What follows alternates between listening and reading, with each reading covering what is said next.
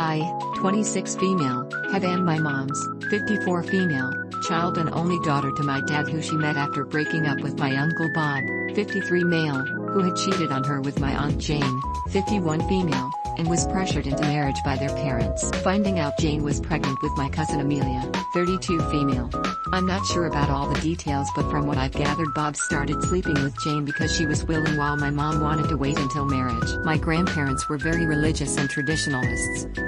My mom was devastated and cut Bob and Amelia out of her life for years and went LC with my grandparents after they tried pushing for reconciliation after Amelia was born. Eventually, my mom met my dad and got engaged, and I guess by that point she was truly over Bob because she invited him, Jane, Amelia, and their son Bob Jr., 28 male, to the wedding. Jane was bummed out that she couldn't be a bridesmaid or that my mom made my godsister her flower girl instead of Amelia, and there was an argument. Before the wedding there was a sit-down between my parents, Bob, Jane, and my maternal grandparents where my mom said that she was willing to have some type of relationship with all of them, but only under the condition that they all agreed to never speak about the past again.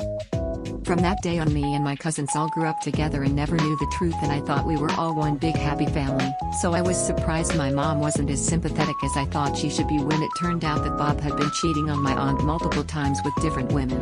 They later divorced after Bob had gotten one of Flink's pregnant. Bob moved away and barely saw my cousins, but he always sent me cards, presents, and messages. I also didn't find out until later, but he actually paid for my college in secret. So I didn't have any debt while Amelia and Bob only got partial help from him.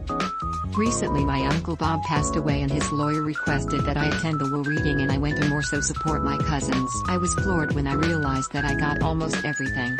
That's when the secret came out and it was revealed that Bob never got over my mom, was still in love with her, and always as me as the daughter that should have been his. It took me getting a DNA test to prove that I was my father's daughter to convince everyone that my mom never slept with Bob, and during that time my cousins and Bob's other children said some really nasty things to me. After some time had cooled off, I looked at the total value of my share of around $400,000, after fees, and agreed to just give 50% to my cousins. They weren't happy and felt that as Bob's legal children they should get everything, wouldn't hear about accepting any less, and called me a greedy witch with a B. Am I the asshole? Just to be clear, neither my mom, dad, or I knew that Bob was the one who gave me money for college. Because when I was applying for stuff, Bob sent me a link to an organization that a friend of his knew about that gave money for school.